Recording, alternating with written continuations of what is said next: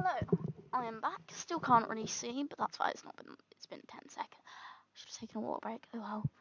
We are going to read The Island of the Fae, the next book. So, I didn't know Edgar Allan Poe did slurs. Like, I knew it wasn't slurs yet, but. Honey? If you haven't watched it yet, I'll put in a. No, I'll put in a. It was the right hand, I just put it over there. Put an eye up here. Go watch the first one. Hear me struggle. Yeah, just in case, I'm dyslexic. My glasses are dirty. My glasses are broken. I don't read well, but we go with it. And also, it's not even from like this year. Like Shakespeare, I read better than this. Because it's like, yeah, that's fine. I've watched Doctor Who, guys. I got that down. Oh no. Sorry, I got a bit tangled. It's fine. Anyway, I'll start now. Sorry. I tried to be quicker with this. One minute on an intro. Sorry. The Island of the Fae. Don't you dare lie at me. La musique, says Mamontel in those Contes Moraux, which in all our translations we have insisted upon calling moral tales, as if in mockery of their spirit. La musique est le seul des talents que usons de lui-même tous les autres violents des Tomans. Can I just say I picked German, not French? This is not He here confounds the pleasure derivable from sweet sounds with the capacity of creating them. No more than any other talent is that for music susceptible of complete enjoyment, where there is no second party to appreciate its exercise, and it's only common with other talents that it produces effects which may be fully enjoyed in solitude. The idea which the raconteur has either failed to entertain clearly, or has sacrificed in its expression to his national love of point, is doubtless the very tenable one that the higher order of music is the most thoroughly estimated when we are exclusively alone. The proposition in this form will be admitted at once by those who love the lyre for its sake, and for its spiritual uses. But there is one pleasure still within the reach of fallen mortality, and perhaps only one, which owes even more than does music to the accessory sentiment of seclusion. I mean the happiness experienced in the contemplation of natural scenery. In truth, the man who would behold the glory of God upon earth must in solitude behold that glory. To me, at least, the presence, not of human life only, but of life in any other form than that of green things which grow upon the soil and are voiceless, is a satin upon the landscape, is at war with the genius of the scene. I love, indeed, to regard the dark valleys, and the grey rocks, and the waters that silently smile, and the forests that sigh in uneasy slumbers, and the proud watchful mountains that look down upon all. I love to regard these as themselves, but the colossal members of one vast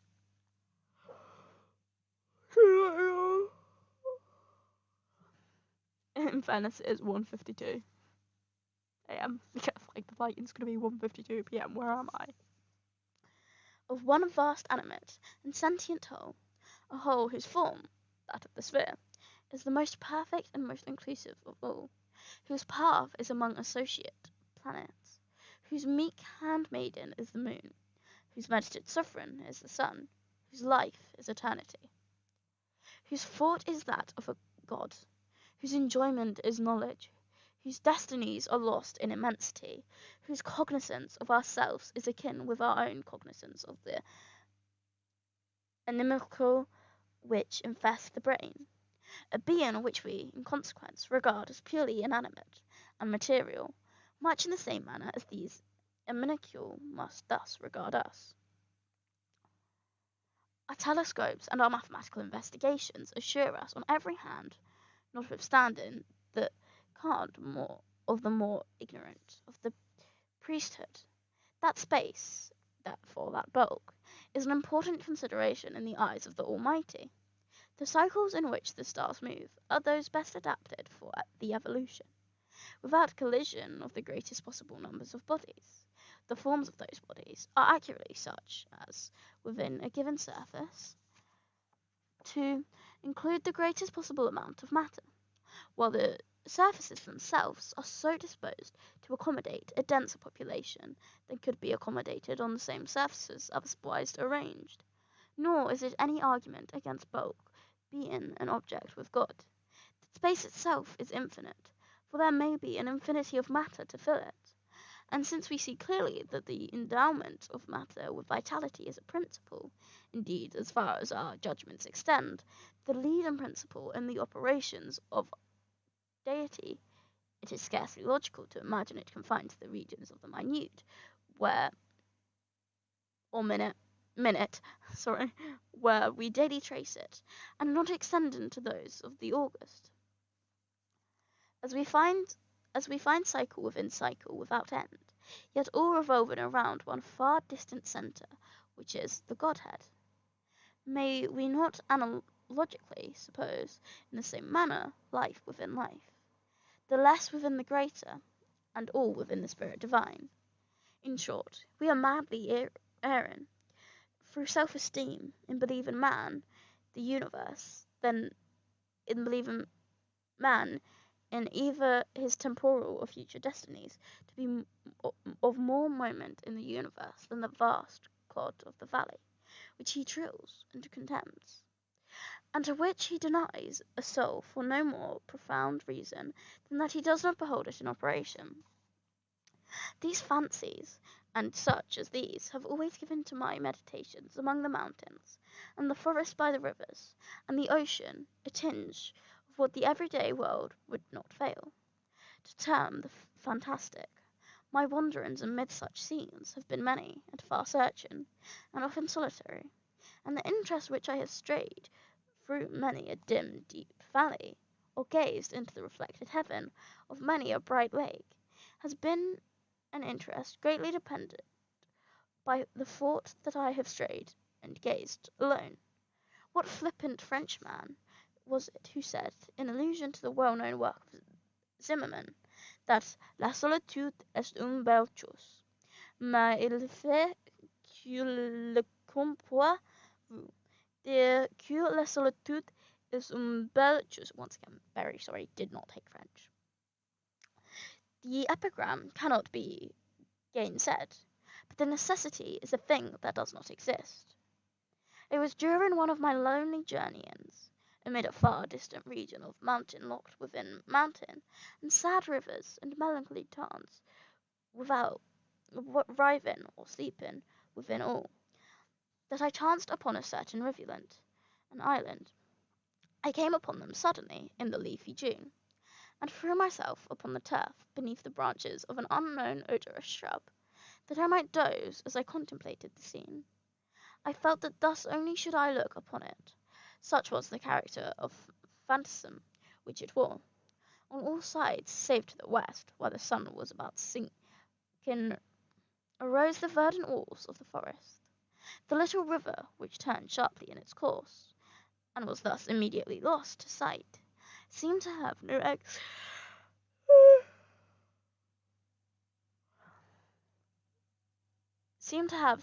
exit from its prison, but to be absorbed by the deep green foliage of the trees to the east, while in the opposite quarter, so it appeared to me as I lay at length and glanced upward, there poured down noisily and continuously into the valley a rich golden crimson waterfall from the sunset fountains of the sky. About midway in the short vista which my dreamy vision took in, one small circular island, profusely verdured, responded upon the bosom of the stream, so blended blank and shadow there, that each seemed pendulous in air. So mirror-like was the glassy water that it was scarcely possible to say at what point upon the slope of the emerald turf its crystal dominion began. My position enabled me to include a single view both the eastern and western extremities of the islet, and I observed a singularly marked difference in their aspects. The latter was all one radiant harem of garden beauties. It glowed and blushed beneath the eye of the slant sunlight, and fairly laughed with flowers. The grass was short, springy, sweet-scented, and asphodel interspersed. The trees were lithe, mirthful, erect, bright, slender, and graceful, of eastern figure and foliage, with bark smooth, glossy, and partially coloured. There seemed a deep sense of life and joy about all, and although no airs sorry, and although no airs blew from out the heavens, yet everything had motion through the gentle sweepings, to and fro, of innumerable butterflies that might have been mistaken for tulips with wings. The other or eastern end of the isle was whelmed in the blackest shade. A sombre yet beautiful and peaceful gloom here all, pervaded all things. The trees were dark in colour and mournful in form and attitude, wreathing themselves into sad, solemn, and spectral shapes that conveyed ideas of mortal sorrow and untimely death. The grass wore the deep tint of the cypress, and the heads of its blades hung droopingly, and hither and thither among it were many small unsightly hillocks, low and narrow, and not very long, that had the aspect of graves, but were not, although over and all about them sorry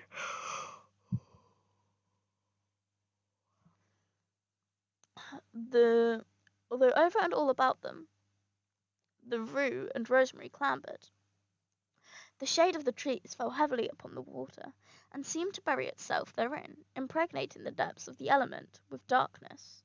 I fancied that each shadow, as the sun descended lower and lower, separated itself sullenly from the trunk that gave it birth, and thus became absorbed by the stream, while other shadows issued momently from the trees, taking the place of their predecessors, thus entombed. This idea, having once seized upon my fancy, greatly excited it, and I lost myself forthwith in reverie.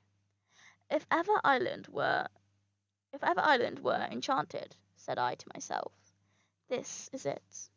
This is the haunt of the few gentle fays who remain in the wreck of the race. Are these green tombs theirs, or do they yield up their sweet lives as mankind yield up their own?